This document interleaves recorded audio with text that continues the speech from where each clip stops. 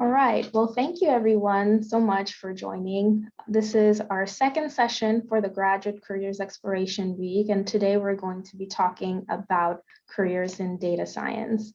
I'm extremely excited to welcome our panelist, Joel Melby, who's going to talk about their experience in working in data science and their career path. But I also just wanted to start off first with introducing myself. My name is Jennifer Tasneem, and I'm the Career Services Coordinator in the School of Chemical Sciences Career Services Office. And as I've mentioned in the previous sessions as well, my role for the session is to just hang out in the back and also moderate questions and facilitate our conversation. But for our participants, this event is for you today. So I'd really appreciate if you all have questions and participate in the conversation.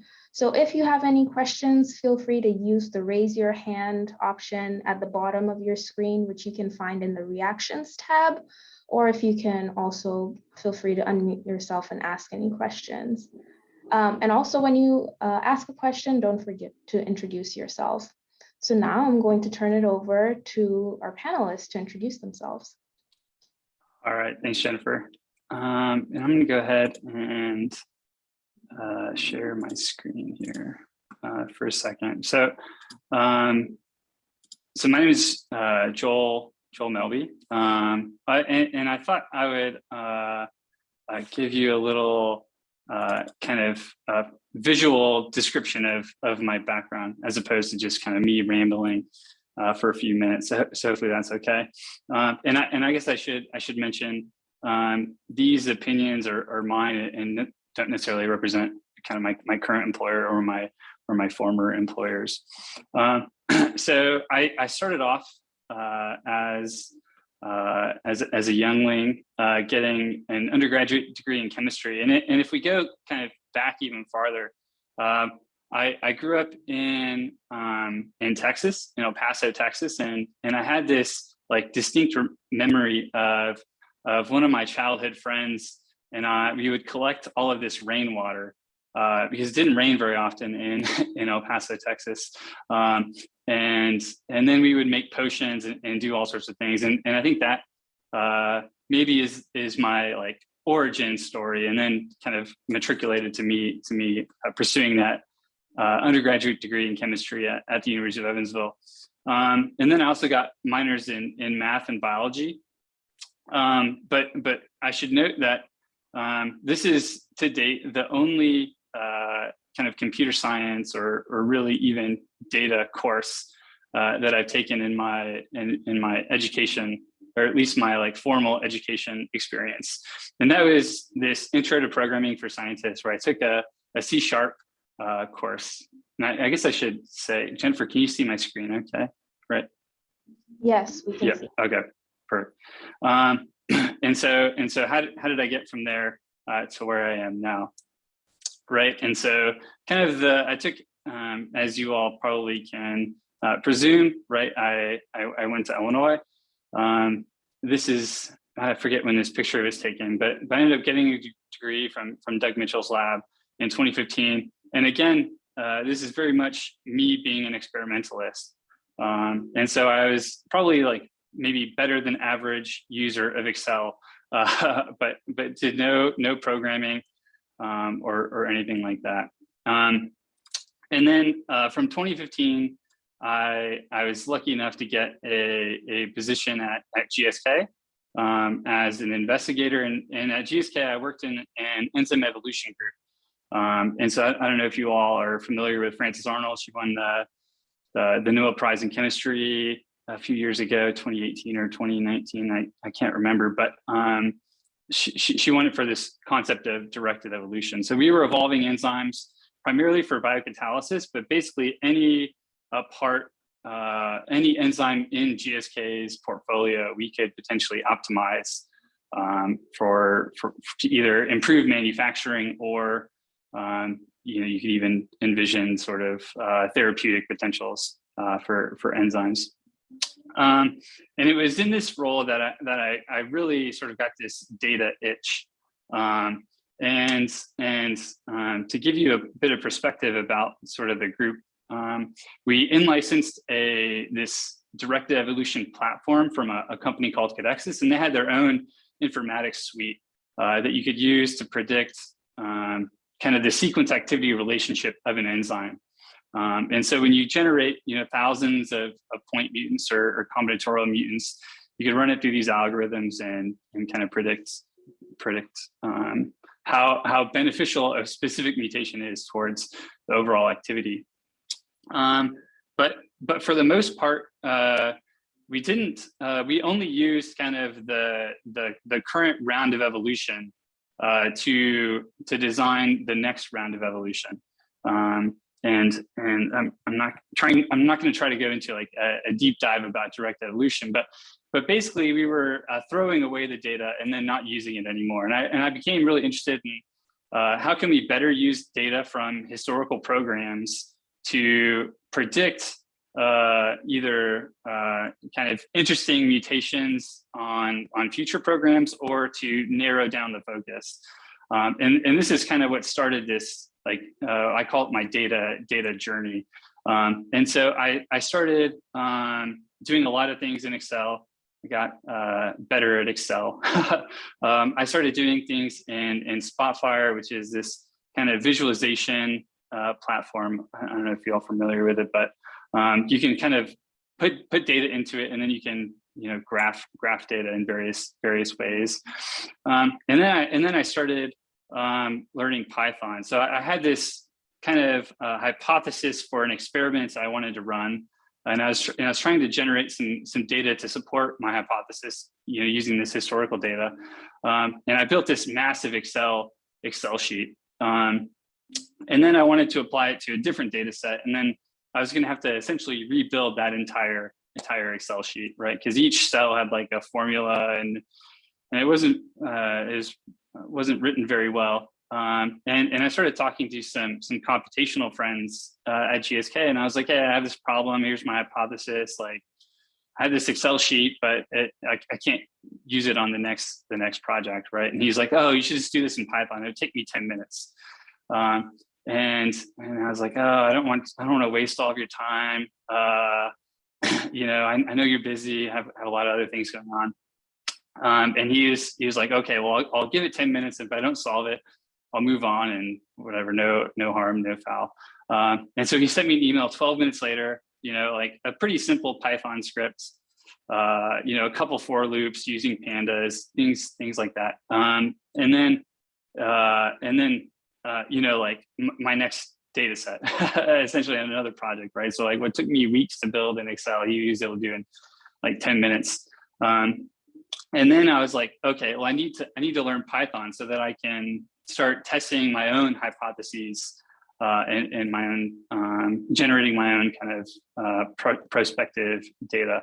And then I was fortunate enough to have a manager that kind of gave me some flexibility. So at GSK and a lot of companies, they have these almost like sabbaticals. They have different names at every company, but they're essentially sabbatical, where they give you some amount of time to learn a new skill that you can then kind of bring back into your role and apply it and whatnot.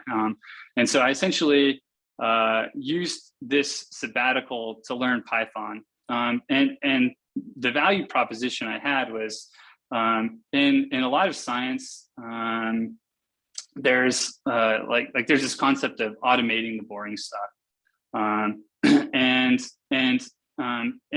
basically other people had already even automated the boring stuff, but it was a Python script, and most scientists in my group, and I would suggest even at like GSK, a large company like GSK, don't have their computers set up to run Python, to like manage dependencies, like all of these sorts of things.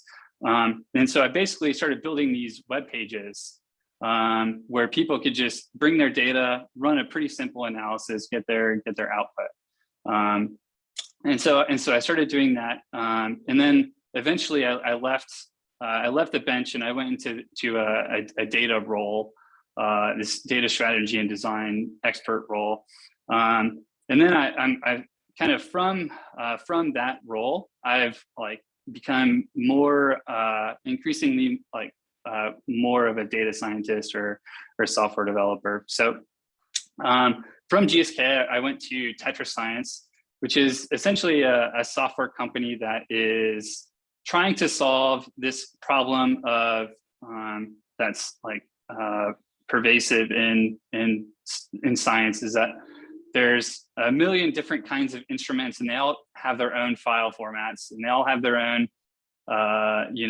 data model. And TetraScience is trying to kind of be that harmonization layer for a company like GSK. And this mission kind of really resonated with me, kind of coming from the bench, like understanding the challenges of data models and whatnot. And at TetraScience, I learned a lot about AWS. And so at GSK, I had no AWS experience. I probably didn't know what S3 was or a Lambda, all of these sorts of things. Maybe I'd heard the terms, but I didn't really understand it. And TetraScience, and I'm still not an AWS expert, but at least like gave me the tools to speak the language about some of the really highly used services. And then kind of not too far after joining TetraScience, I joined Treeline Biosciences, where I am now in this principal scientific computing engineer role. And I can kind of, and if you notice, there's like this timeline where I spent a lot of time in this one particular role, and then kind of quickly had three separate roles all in 2021. But and we can kind of dive into that if people are curious and kind of what I was thinking behind that and kind of how that all happened. But in Treeline, my primary role is essentially connecting all of the different data that a scientist might touch, and then building tools so that they can kind of use that data better or input data that might be useful for the organization. So that's kind of my background. Yeah, where do you want to take it from here, Jennifer? Yeah, all right. So we have our second panelist on the call. So Gemma, if you'd like to go ahead and introduce yourself. Thank you. Hello, everyone. My name is Gemma, and I actually graduated from UIUC with a PhD in biophysics and computational biology. Prior to that, I actually got my bachelor's and master's in chemistry from University of Barcelona. And I can probably elaborate a little bit how I got to my current role. Is that what you want, right, Jennifer? Yes, yeah, so since early on in my career, in my bachelor's, master, or PhD, I had a strong focus on programming, math, and solving, in general, challenging problems. In particular, my PhD thesis focused on developing and applying solid-state nuclear and magnetic resonance, which was a technique that was in early stages, a lot of methods development, a lot of programming, and then a lot of data collection, getting large data sets and modeling those. So if you think about those are mostly the skill set that actually one needs for a data science role. So when I finished grad school, I actually considered both the opportunities I had in academia or industry, and I decided to pursue the opportunity that I was before my current role. So I joined Intel in Portland, Oregon, where they did research R&D for the microprocessor development. I worked there for almost 8 years, starting with a data scientist role, later on senior data scientist, and then like a technical lead, where I was increasing the scope, not only as an individual contributor, but more overseeing others. And after 8 years, I realized I was a bit plateauing in terms of development of skill sets. And that's when I decided to consider other opportunities and transition to where I am today, where I'm working for Amazon. This has given me the opportunity to acquire new skill sets, work on different type of problems, use different type of algorithms. And it's been a very exciting opportunity to continue growing and seeing different opportunities and possibilities where we can apply machine learning to make a big impact in our society. Awesome. Thank you both for sharing a little bit about your background and your career paths. So as I mentioned before, this event is going to be led by our participants today. So if you have any questions, feel free to use the raise hand option or feel free to unmute yourself and ask away. Yes, Preeti, go ahead. Hello, can you hear me? Yes, we can hear you. Awesome, great. First, thank you so much for sharing your experiences. I think the one question that I have is like, when I think of someone in chemistry department, right? I think someone doing just wet lab science is someone that does very less data processing to begin with. So I guess the question for you is, what are the skill sets from your graduate school where have been useful for you in your current field? And what are the skill sets that you did not learn in grad school, and how did you learn those during your job? Also, Preeti, if you could introduce yourself. Oh, Which, right. Sorry. I'm a fourth-year graduate student in the chemistry department, and I work in imaging small molecules using electron microscopy. Joel, if you would like to pitch in. Sure. Yeah. So I very much had that maybe classical chemistry background and no formal data skills. What I think of this, like the skills I learned, or maybe even like the concepts I learned at Illinois was to like pursue your curiosities to some extent, right? Like I remember a lot at Illinois. I loved going to seminars. I loved kind of hearing interesting things and talking to people about it. And then I think you can kind of recognize patterns, right? Or for instance, kind of in my current job, right? You can learn a little bit about some AWS technologies, and you know, maybe Gemma can school us on all of the services, but really, like you know, having that pattern recognition and being able to kind of put things together, right? Like, okay, so you have recently I've been really jazzed about API gateways and AWS Lambdas, and how easy it is to just like spin up an API. So I think that kind of curiosity is one thing. Oh shoot, I had another in my head. I forgot. I took some notes earlier too. I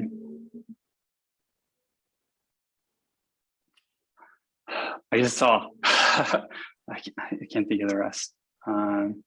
Yeah, I hope that helps. So if you want to kind of add a few additional thoughts on that as well, what I want to mention is like what I did from what you should do today, I think has changed a lot. I graduated in 2012. Data science was just starting to explode at that point, and it's been 10 years since then. So the situation is a bit different. I work a lot on recruiting here at Amazon as well, and we see a lot of people actually nowadays coming with masters with data science as well. So you have to keep in mind as well as a PhD candidate, how to set yourself for success when applying for those jobs. And I think as a PhD, some unique skills that you have is you know how to work with very challenging problems.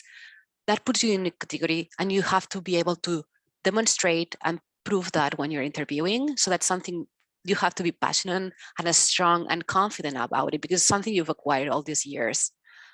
However, if you want to put yourself for success, my biggest recommendation would be make sure you have good programming skill sets. Even if you've not done that, your PhD thesis, you're smart. You have done a PhD at UAUC, you can do that.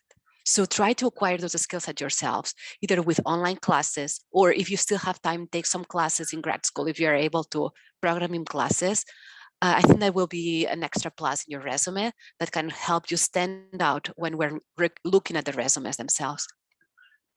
As Joel pointed out, having an AWS knowledge in your resume is again another great asset to have, not only if you're applying for Amazon, but most companies nowadays use AWS. So having that knowledge, I think it's a plus. Not everyone who applies for these positions has that. So if you have that, your resume will definitely stand out again. And then having in general good knowledge of math, stats, that's actually very important. And that probably you already have from your undergrad. Make sure you point that out in your resume as well, because this is important for this type of job as well. Okay, thank you so much.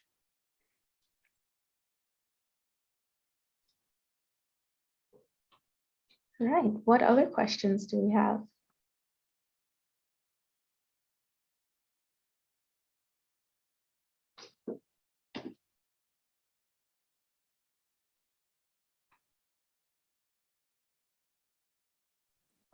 I have a question. Yeah, go ahead. Hello, my name is Neil, and I'm a first year PhD student in chemical engineering department. Because and my main work is on DFT, density functional theory, but I also want to explore the career in data science. So I want to ask Joel about like what type of data that you usually work with, because I know in DFT we don't have like a lot of data to work with, so machine learning is not really feasible, but it might be more relevant in biology or like some other science. So can you share with me about your experience? Sure. I'm not a machine learning expert, but I feel like when people hear the word machine learning, they think like these neural networks, having multiple layers, and like maybe like deep learning kind of concepts. But I would argue, that's not the case, right? And kind of machine learning kind of comes in all different flavors. At GSK, the machine learning we did was very simple. It was essentially like a linear regression once you kind of got the data in the right form. So it was pretty simple data sets. A lot of the data wrangling I do now is data wrangling data coming from an API. And so I think kind of one concept I'm seeing in the sciences is right, there's this big push to get all of your data in the cloud, right? And so a lot of this is various software as a service platforms. And so but once the data is in the cloud, you need it back on the ground. And so that's kind of some data I'm kind of actively working on.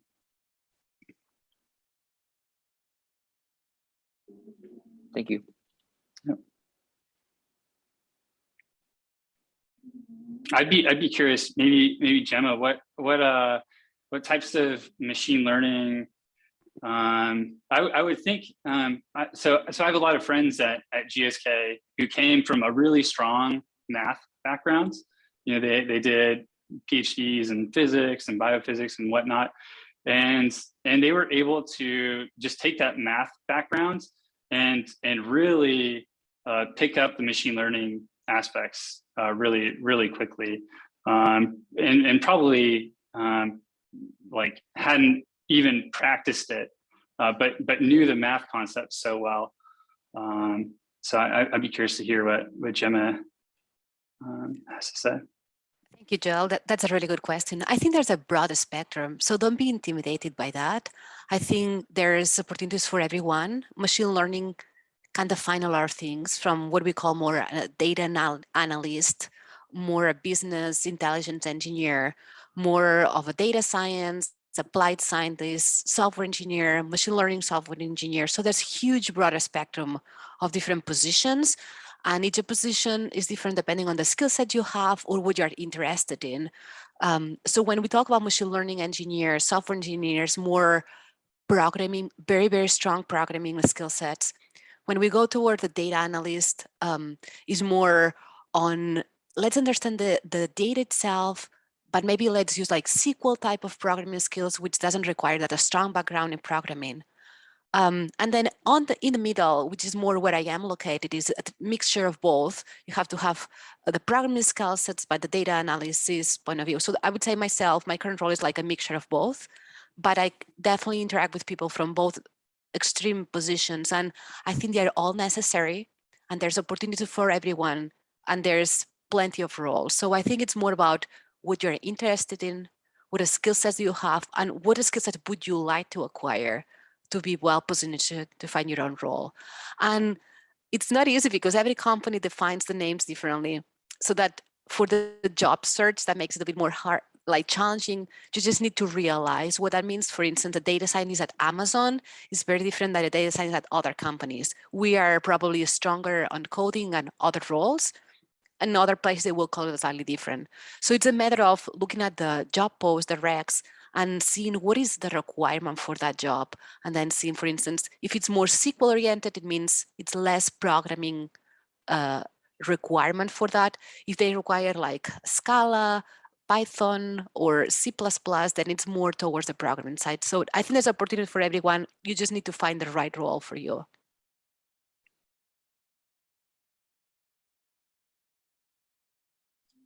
One thing I was thinking about while you were talking, Gemma, is being able to communicate with either the more technical people or the less technical people as well, being really important.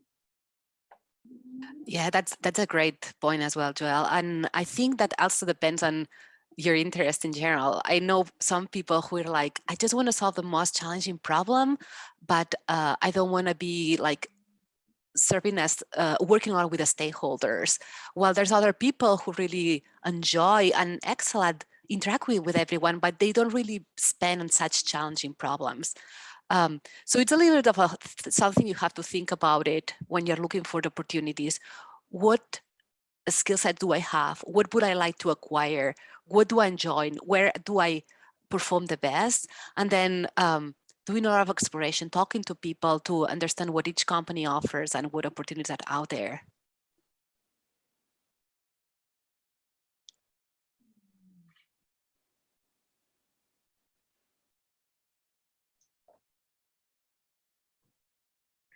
Awesome. The floor is again open for more questions. Can I ask another question? Oh, I think Preeti already raised her hand. Yeah, we'll come back wait to for her. you. Thank you. Song-Yin, if you want to go ahead and ask your question. Yeah, okay, I can go ahead. Yeah, hi everyone, my name is Song. I'm also the first year PhD student in chemical engineering. I am now working on some MD analysis, molecular dynamics simulation, and also some parts of the machine learning project. So I have a question about that.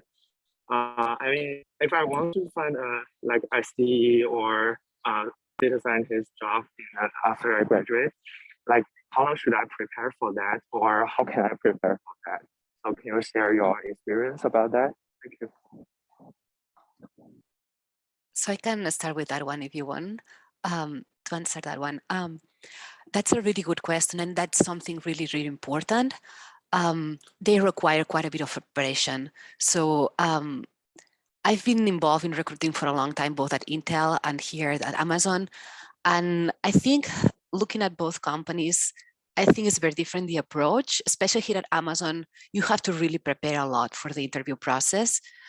They look for a specific skill sets, and you need to make sure you excel at those to be able to pass the interview.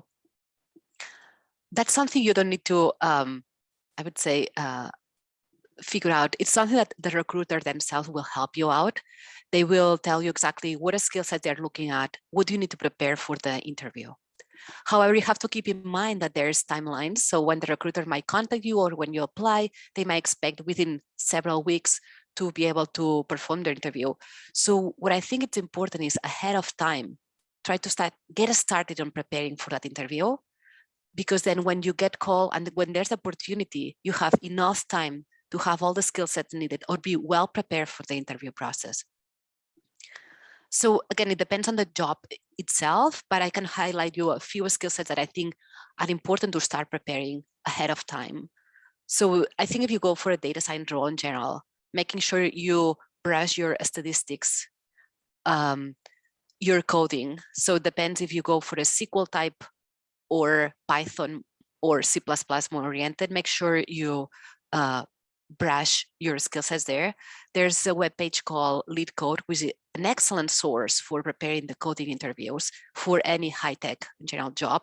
And for other companies, again, the recruiter will tell you specifically what they're interested in. And there's also like the behavioral part of the interview, which you want to make sure you prepare for. I think the career,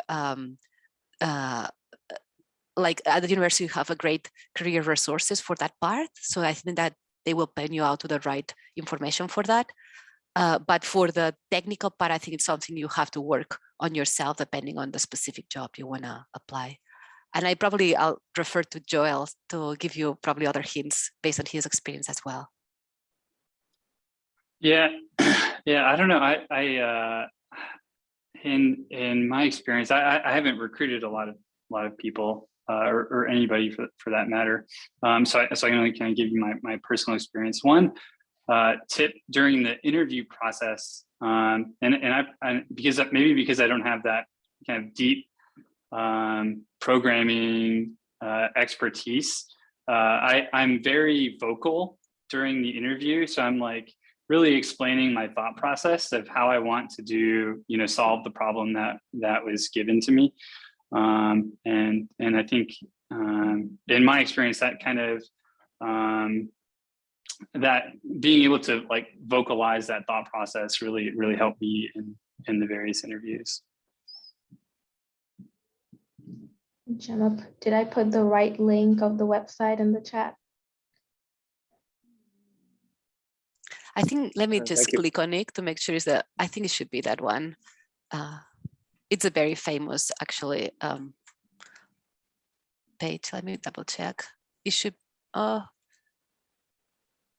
yeah, it's that one. Okay, great. I'd be curious. Maybe I have a follow-up question for Song, but do you have you started using Python in your MD analysis? And is it possible to like put some of your code on GitHub either after the paper is published or maybe even, I don't know, if you're writing a Python package that might be useful to others that you could put on GitHub and kind of showcase once you get to that interview stage. Okay, yeah, thank you. I think that's a good, very good suggestion for me. I would do that if I have some unique codes, and I would put it on the GitHub and share with others. And it's also, I think it could like help me stress my code skills. Yeah, thank you.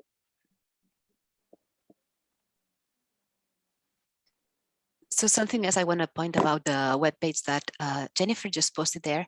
What I think it's really interesting as well is that you can sort by companies, and then you can find the typical questions asked by each company. So if you have a company in mind, then you can specifically focus on the interview, the coding interview process for that company.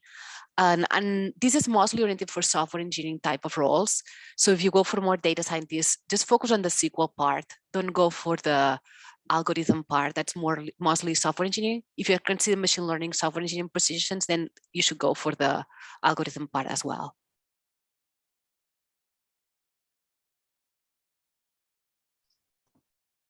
Awesome. Thank you both for the suggestions. Preeti, you want to go next?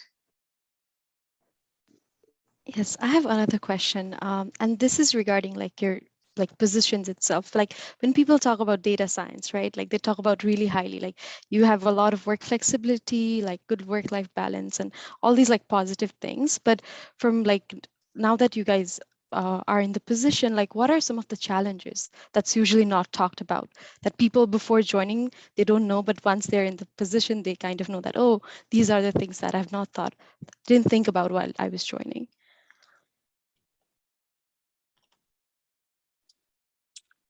Sure, I can give kind of my perspective. So I work for a startup company. I guess maybe it wasn't totally obvious from my little intro, but it's about a 100-person company, and there's this kind of interesting trend within startups that you get unlimited, paid time off or vacation or whatever. But kind of, I think the flip side of that is, and because you can kind of work from anywhere, you can kind of work on your vacation. So I think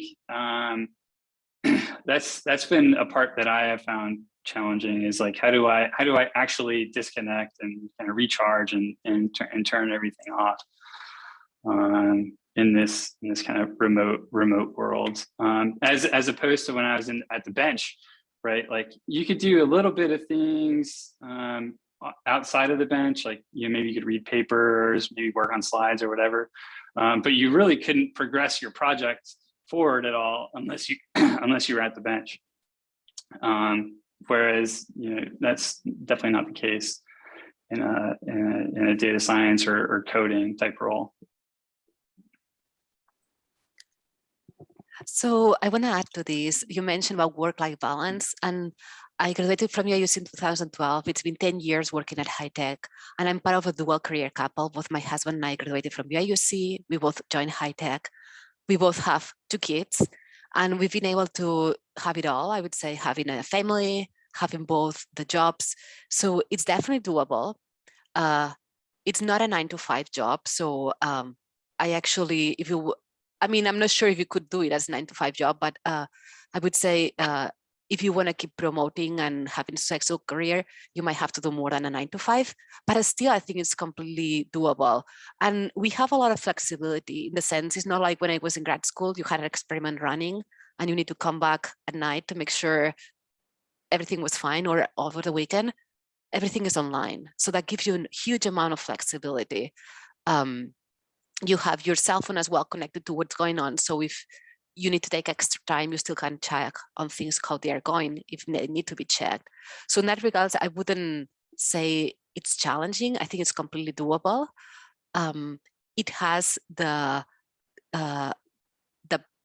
component that you have a successful career. You can keep promoting, as I said, as a part of a dual career couple. And I've only worked for big companies, Intel and Amazon, and they both offer vacation. When you're gone, someone is covering for you, in the sense you have that real vacation. I've taken sabbaticals as well, real sabbaticals, completely disconnected from work. So in that regards, I think it's very doable. I cannot talk for all the high tech, but from my experience, I've been very satisfied. Currently, I work for Audible, which is a company that was acquired by Amazon. And I think the work-life balance is really good. They have a lot of also principles within the company that talk about this work-life balance. And I think it's a great place to work. Thank you both. Yeah.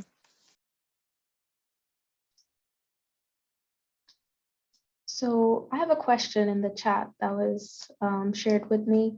What are each of your work environments like, and how are your interactions with supervisors and coworkers? I guess you kind of answered part of the question, but. So I can get started if you want for that one. It's been an interesting experience for me because I transitioned during companies during the COVID pandemic. So I've not really been to my office yet. It's been almost 2 years. So I can tell you about my current experience, but I think it will change in the future, given we might at some point return to the office. My current manager lives in Berlin. Most of my team is located in Newark, and I'm the only one in Seattle. Part of the reason for that is because Audible's headquarters are in Newark, but Amazon headquarters are in Seattle. And I serve a bit of a bridge between both companies. So most of the work so far has been remote with all the team members.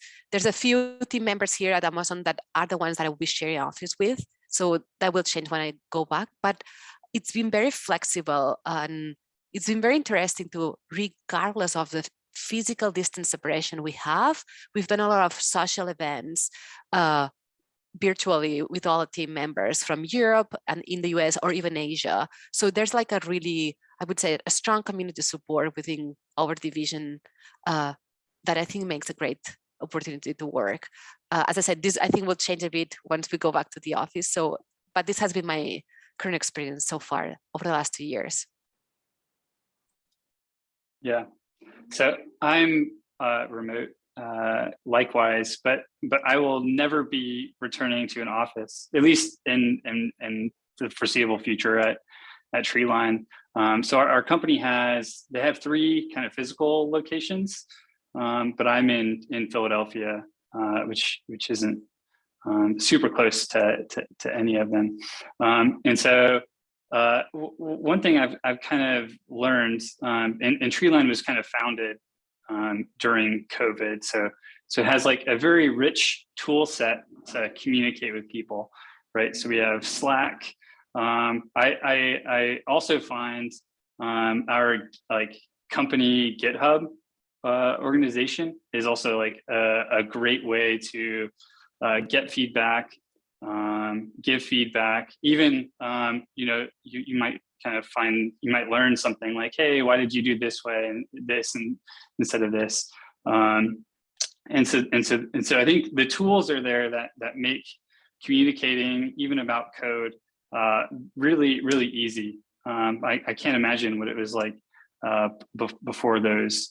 I think you'll see kind of as I think in general, the data skills of the country is growing, and that a lot of times companies are really going to focus on kind of culture, and so Treeline has put a really big emphasis on hiring people that will be good coworkers, and so I've had a lot of really good interactions with people. We've met up face to face a few times, but I think it's kind of interesting because we can have like very in-depth discussions about which way you should do something this way or that way, and not get super heated or I personally enjoy having those types of discussions. And then my boss is actually based in Princeton, New Jersey, so not too distantly far from me in Philadelphia. But we have, and I would encourage everybody to do this when they start, but we have kind of weekly recurring one-on-one meetings where we can talk about, kind of priorities. Is there anything that I am missing or could be doing better? And I'll kind of try to get his opinions on things that I have coming up. Like, oh, if we have, this project that might be close to done, how are we going to roll it out? How are we going to get feedback on it? Whatnot, which has been really helpful. That's a good question. And Jennifer sent us a list of questions. That was going to be one of the things that I was going to suggest would be a good interview question to ask in an interview. Is I think some of those like cultural questions are hard to get good answers for. Awesome. Thank you both again. What other questions do we have?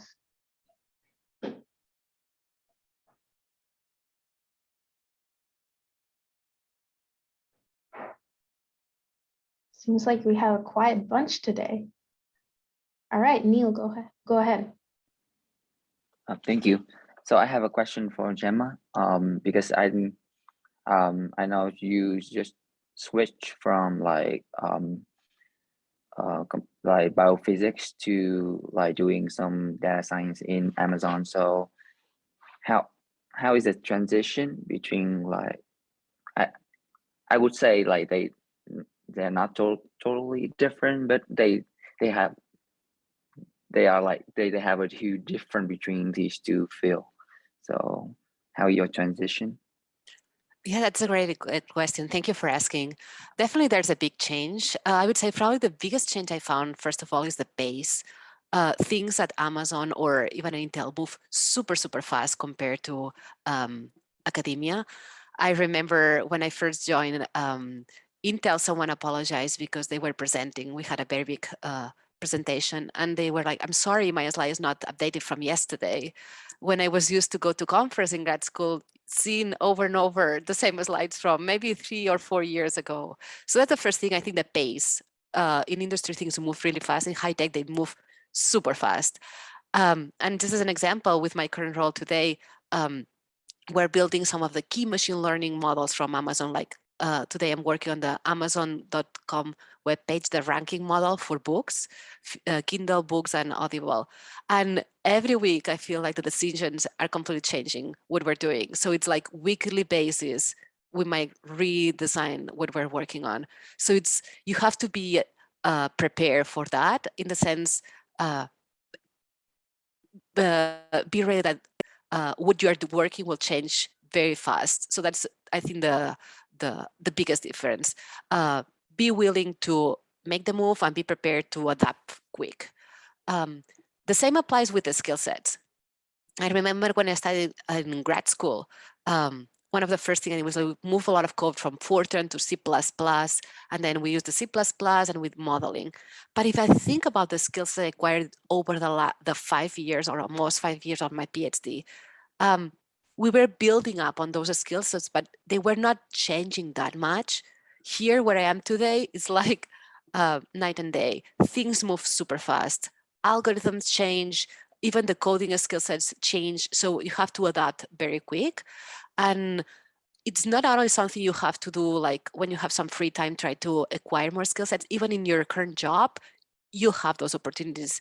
Like 2 weeks ago, I was at the Amazon Machine Learning University, just learning from the latest papers at a given area that we're working on. So that's something also that I think it's very exciting, but it's also very different probably from grad school. If you think about the classes that you get trained, usually they're very similar year to year, while here these classes or courses we have change super fast to adapt to what's going on. One factor I think contributes to this is think about data science has made a huge explosion and there's so much money invested on that. So it's normal that the pace is so fast just because it's evolving really fast. The amount of all the money all these companies are putting into making more developments, it's huge. So that's why I think everything is moving this fast. But at the same time, it's really exciting because that means there's more opportunities to make big contributions to the field. One more thing maybe I could add to that about the transition, the change, it's the application itself. So when I was in grad school, mostly what I was working was related to biology or biomedicine the application. This has not been the case since I graduated, that I decided to transition to data science. And to me, my main driver was be able to solve challenging problems regardless of the application. So as example, first I worked for Intel, which was applied to semiconductors. Now I work for Amazon, more applied to e-commerce. To me, the application was not as relevant as being able to work on very challenging problems. But that was my personal decision. Someone else might rather just focus on, again, biology, biomedicine, and then probably being suited to a different route.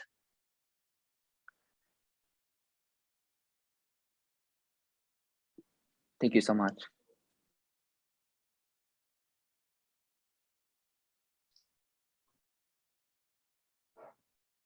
Yeah, go ahead, Song. Hi, I have another question. It's like, may I ask, how do you think about like nowadays, like no matter data science or SDE, they are more competitive area. So do you think that even after 10 years later, you still think that it's a good area for students to join? It's, especially we are both not CS major, not in CS major. Yeah, I want to get some your opinions or suggestions. Yeah, thank you. Do you want to start, Joel? Or Sure, definitely. so my, I guess, experience has all been, for the most part, in science.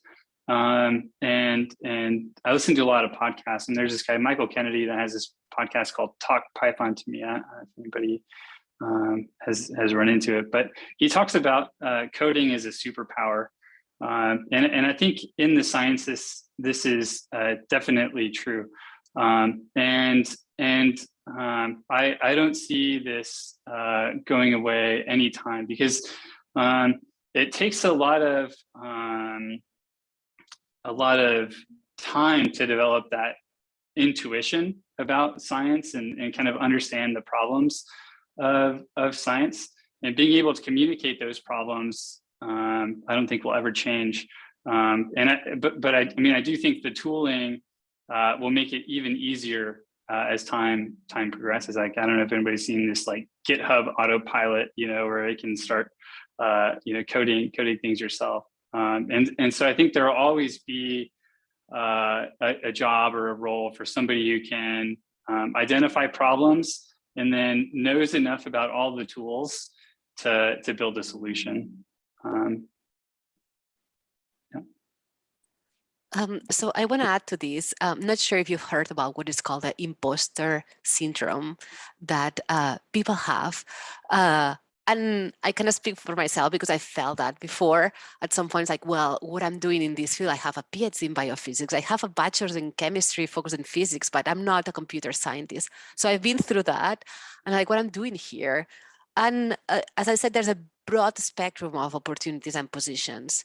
And yes, there got to be positions that probably you might not be the best candidate for, because they might want someone who's really having a strong computational science background. But that's not the case, as Joel also mentioned, for all the positions. There's a lot of positions that they prefer the science knowledge rather than the CS knowledge. You can acquire that CS knowledge that is needed, and you might be much better positioned than other candidates. And what I want to say is, I think what is very important on the job search is, first of all, be open-minded. Don't focus on a single position. Apply to multiple positions. Because even if the position might be more science-oriented, for whatever reason, the person who's interviewing might have better affinity for someone who has more computer science background in that case. But that shouldn't discourage. Again, try to apply a lot of roles and try to talk to the recruiters, mention what your strengths are, try to sell yourself, and you'll land the job. I think there's this broader spectrum in data science, and things are not clear. It's a bit messy, I have to admit. And titles depend on companies. The specifics of a given job can actually even not be what they are trying to post in the rec. Sometimes they say we need ABC, but actually if they have A, that might be good enough. So there's a lot of subtleties there. So don't be discouraged. I think you have to have a lot of perseverance to succeed, but you'll land there. I think the market is still growing. There's a lot of opportunities, and just because this started like 10 years ago, you shouldn't be concerned. I think we're still needing a lot of people today. Actually, we don't have enough. You can see the market is probably the hottest it's been for a long time. So there's definitely a lot of opportunities in that. And I think both software engineering and data science, for all these types of roles, there's the need, and there's for sure not enough people as of today.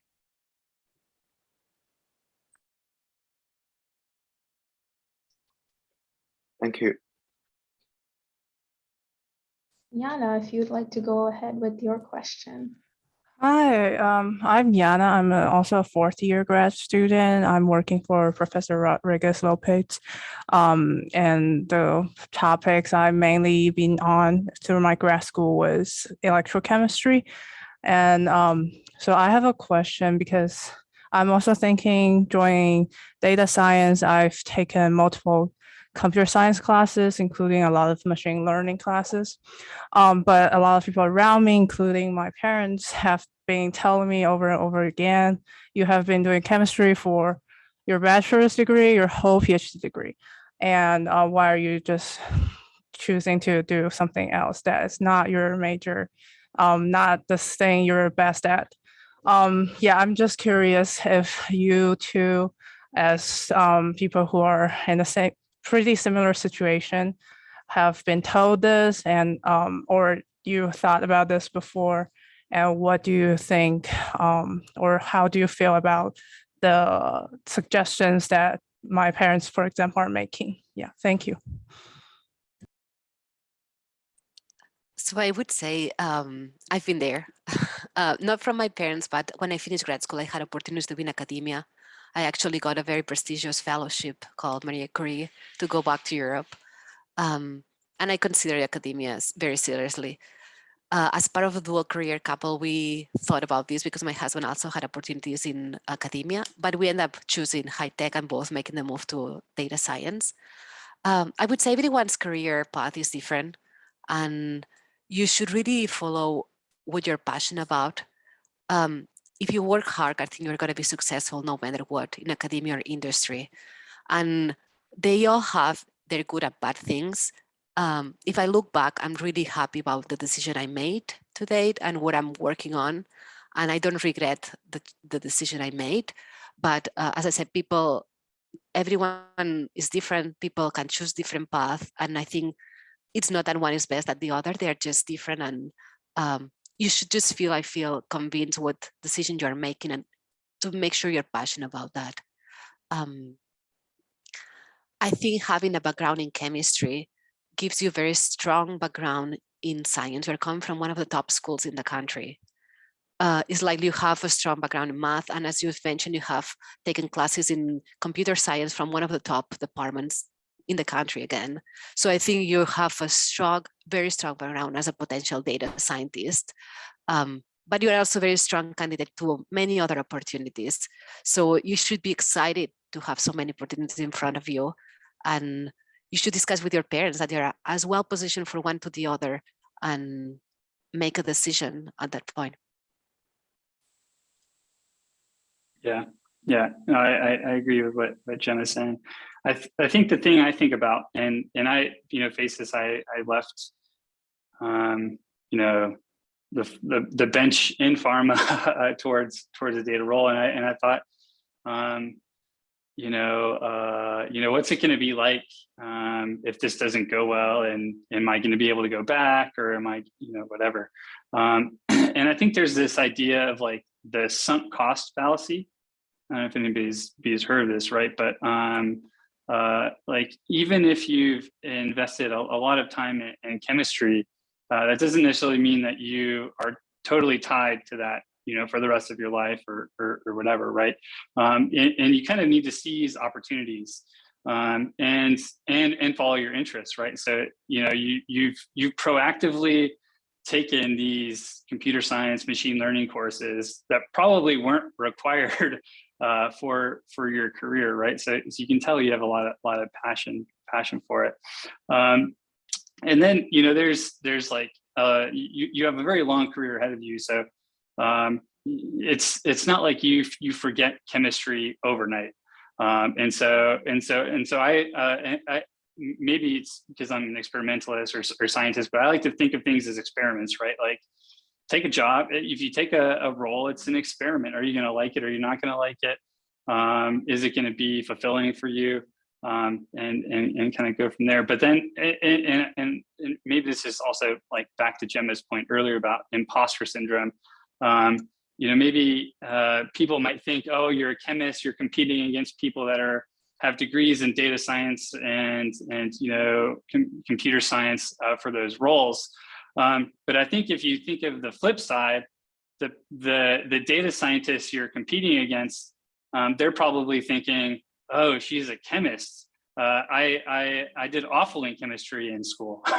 Like I get that comment so often of like, oh, you're a chemist. Oh, I hated chemistry. So they probably think you're, they probably think that they're underprepared compared to you. Is what I would speculate as well. Yeah, thank you so much.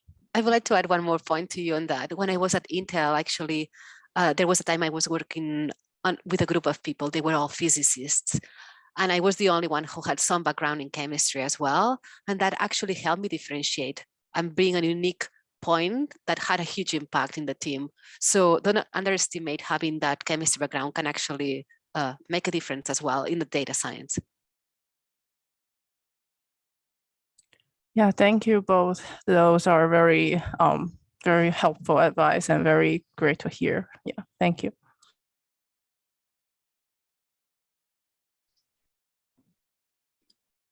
I like to think of coding as like experimentation on crack, right? Because you get to like run your experiments so fast as opposed to you're setting. I don't know the specifics of your electrochemistry, but you probably have to like maybe make your sensor, put it into the chip, run your analyte over it or whatever, right? So it's in a lot of ways, I think that experimentation mentality plays or still holds true in the field.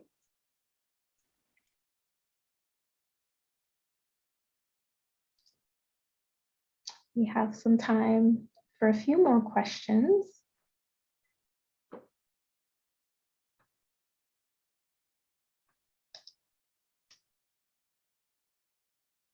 Yeah, Neil, go ahead.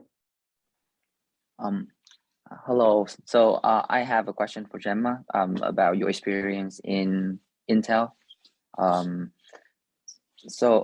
you describe the role when you worked there and like what is like the main approach of like Intel in like modeling certain material in semiconductor? Yeah, so I cannot share all the details because there's some intellectual property there, but I can give you an overall overview of what we're doing. I was actually working for a division called Resolution Enhancement Technology.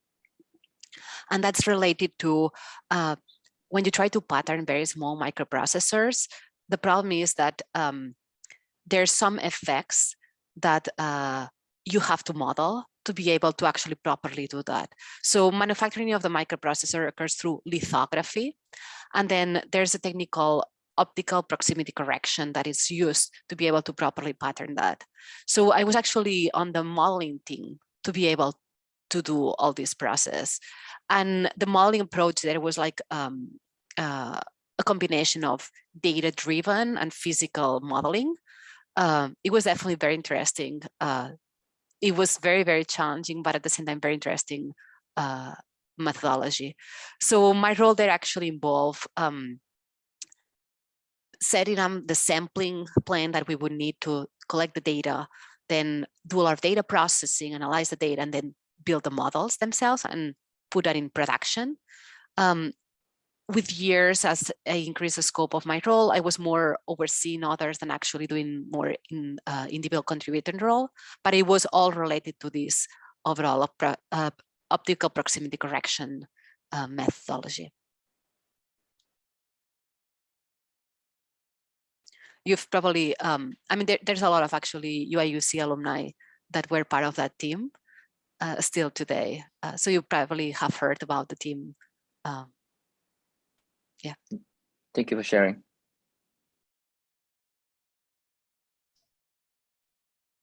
So I know you both, I have a question. I know you both talked about, the big picture, kind of the overall projects that you were maybe involved with, but can you tell us a little bit more about maybe a day-to-day in what your job looks like?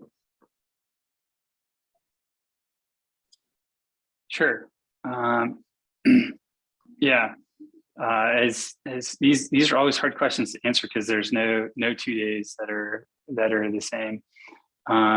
But in general, I'm very much an individual contributor on the team, and so a lot of working with code. So either that's writing code to do new things, reviewing other people's code to make sure it passes review. And then a lot of, I try to keep an eye on a lot of other things people are working on too, mostly because I'm curious and maybe a little bit nosy what other people are doing. But it's a good way for me to learn, to see, oh, they used this library I'd never used before, or oh, they did this in a different way than I would have done it, and why did they do it? And then there's a lot of so there's like the coding aspects of my role, and then I also because we're a pretty small company, I'm kind of the point person for one of the SaaS platforms that we've bought, and so I kind of help a lot of people either use the product or they might have kind of changes they want to the configuration, and kind of maybe a similar role is like a product owner in a pharma company, where you kind of are the owner of this particular product. And then I like to try to carve out a little bit of time for like fun things. So maybe 10% or depending on the week, maybe less, but usually probably not more, to do something fun. So that could be like, build a website for somebody's specific problem that they're trying to solve. For instance, one thing I have, give you kind of like a concrete example. We have our accounting department, and one of the person uses a lot of files, and she has to like kind of manually make a lot of files, but it's a very programmatic way that she does it, right? And so one kind of project is, just spin up a website, write a pretty simple script for her to automate that. And then I guess the last thing I try to do at some point during the week is learn. So you need to kind of like what Gemma was saying, the field is rapidly adapting. So you need to constantly be learning new things. Yeah. I can summarize a bit in my case, given my location in Seattle and that my team is in Europe and East Coast, I usually start the day with early meetings, and I do a few hours of meetings one after the other. And then after that, I start the real work, in the sense that I sit down and I usually work on documents, either strategy documents or documenting some of the work we've done. That's something very unique to probably Amazon. We do everything, a lot of writing. So everything we do, we document very well. And then reviewing other people's documents, and then a lot of work on coding and data analysis. I would summarize that mostly. I'm also involved in recruiting in our team. So I help screen candidates and do a lot of interviews. But that's mostly, afternoons I don't usually have any meeting just because of the location that I'm located at. Yeah. Awesome. Next question from Nader. Hi, I'm Nader, and I'm a postdoc at Denmark Group. I do cheminformatics, mostly for catalyst design. When I joined, I didn't know even a word in Python, but and you talked about the Excel files, and then we started with CSV files. Now we're doing like sometimes a parallelization between C, but not completely. And also we have a transition to HDF file format. So I was wondering if you guys have like any future, because this is like a very rapidly growing, and I all talked about it. What language other than Python you might recommend to learn, or what kind of file formats you would recommend to that you didn't know and now you're using them? So my first answer to you would be, for instance, PySpark or Scala are very helpful for large data, large data set. Otherwise, it's too slow just using SQL or Python. So that would be one in terms of the language that we use. In terms of the format, that's a good question. So we usually mostly AWS related approaches. We use CSV files, we use Parquet, we use TSV. It depends a lot on each project, and then specific methods that are from AWS themselves. So I think based on what you're saying, you are doing a good transition from what you found and what you're implementing in the team. Congratulations on that. But it's also something I want to say, it keeps moving. So that's what I mentioned is what we're doing today. I'm not sure what we'll be doing in the coming months. Yeah, the advice I was given, and I think it probably holds true. At least I've followed it. But I've heard, don't focus on like trying to learn all the languages. Like, like at one point I was like, oh, maybe I should learn R. And someone said, no, just try to learn as much as you can about Python. And if you really need to, like if you accept a job or all they do is program in R or JavaScript or whatever, having a deeper understanding of one language will make it easier for you to transition to another. My personal opinion in science, I think Python is enough, but the data, one piece of data that I'm not sure you access it much in academia is databases. Like understanding relational databases, some other type of database concepts, I think would be useful. Thanks. So I guess it's like more, we all know a little certain bit of Python, or so I guess more is to strengthen your comment on how much you can do with Python rather than just going into another language that at some point of the time you might think it's useful. Is that correct? That would be my advice, yes. Yeah, I agree. I think Python is a really good one. And most likely if you're going to do an interview, you're going to do either SQL, Python. Those are the most common. Some people do C++, but those are the ones you're going to be interviewed with. If anything, it would be, like trying to learn specific packages, even like pandas is going to be a pretty important one.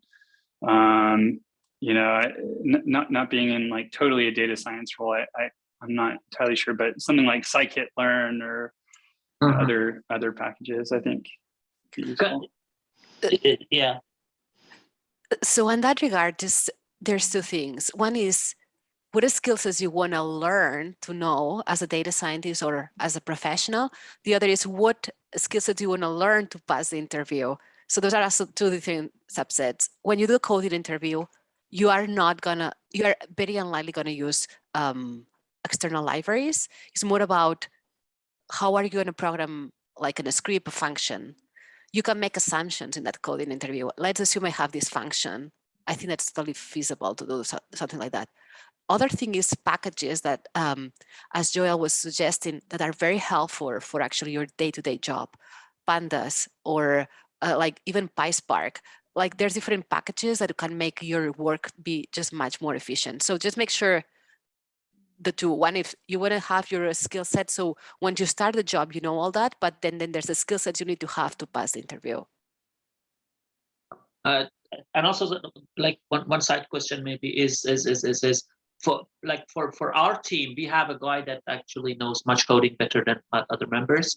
So we kind of have someone to go to when you have a code that runs on NumPy and it's not fast because your script is broken, or your script is very much very populated with for loops that are not necessary. Is that the case that you go for an interview and they might have someone that knows C? And if you just know Python and you know what you're doing, then if there's a problem of speeding up the code so the job could be done, you can rely on other people that knows much more on C or C++. Is that the case, or something that you could ask when you're interviewing, or it's not going to be relevant, or you're gonna shoot yourself on the foot if you do that? So that's a really good question. I don't think you need to stress about that right now. When you go through an interview, they will make sure you can do the job that you'll be assigned once you're hired. And usually from my experience in all the teams, they have a huge spectrum of people. So people are strong in every area. So if there's an area that you're not as strong, I think you shouldn't have any problem to find someone in the team, or inside the company that I help you with. For instance, I serve as a mentor in Amazon that I help people acquire certain skills they don't have, that they are not necessarily even part of my team. So I wouldn't worry too much about that. I think if they hire you, you should be able to do your job and acquire additional skills that are needed there. Thanks. I think this speed of code is seems like a hot topic, and there's this perception that Python is really slow, right?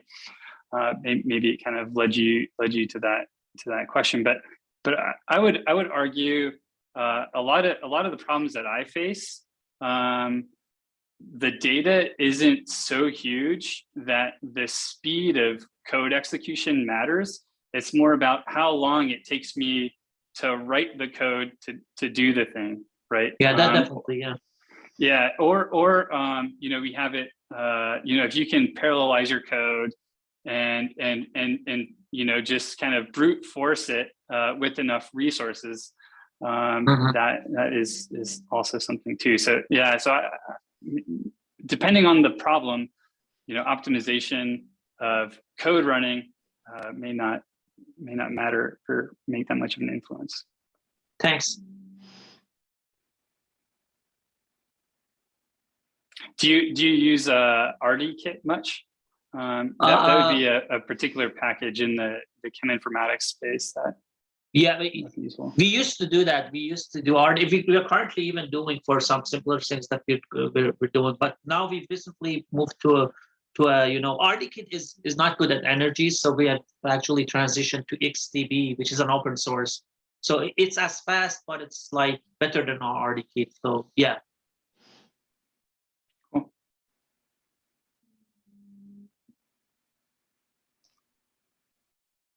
Preeti.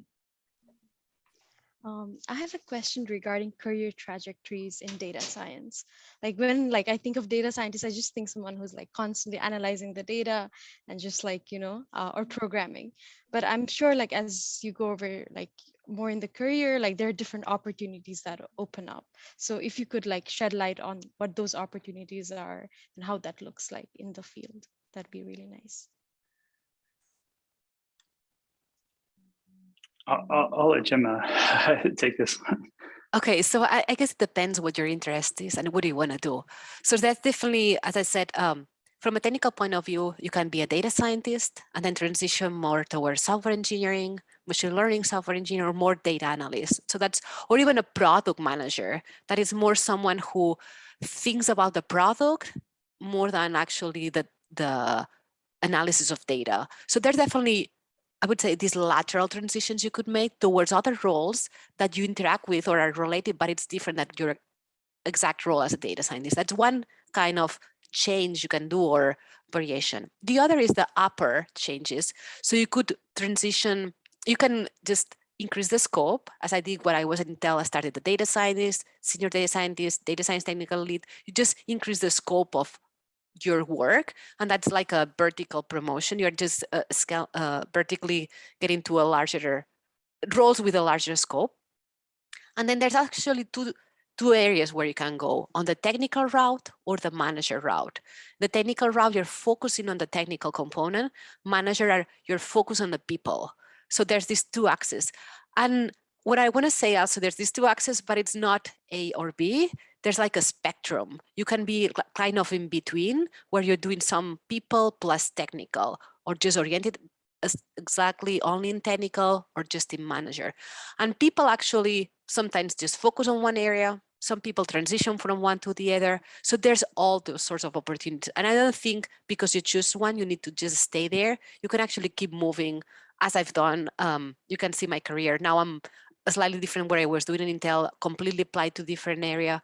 And I think that's one of the exciting parts, where you just keep acquiring new skill sets, and it's something that motivates you and you keep growing along the career. Great, thank you. Well, we are almost close to the end of the time. Our panelists, do you have any final thoughts or comments to share with our participants? Sure. I I think one thing kind of through my career that I've tried to do is seize opportunities when they present themselves. Like I originally had this maybe naive perspective of like, oh, I'm going to join in pharma, and then in 2 years I'm going to manage people, and then 2 years after that I'm going to be a director. And if you like had extrapolated that career trajectory, I would have been like the CEO of GSK, a 100,000 person company after 10 years or something, and that was maybe slightly unrealistic.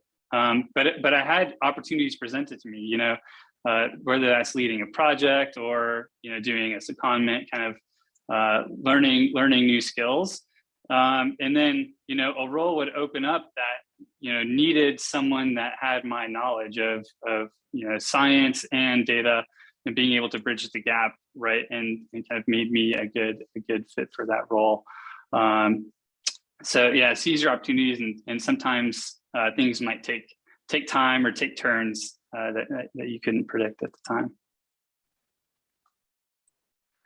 So my last word would be make sure you find something you're really passionate about. Make sure you're open-minded, because there's tons of opportunities. You're coming from a top school. You have tons of opportunities. You just need to find them. And I can assure you, I was very impressed when I finished grad school. I started applying, how many opportunities I got. So don't be shy, apply everything you're interested, and I'm sure a lot of opportunities will come out. And then everyone's career is unique. So don't focus too much on a specific person or something someone else has done before you. Just think, be open-minded, look at all the opportunities. I'm sure you'll have a great success. And yeah, and feel free to, if you ever need, ping me. I'll be happy to give you any advice or support that you need. We're here to support of other UIUC alumni.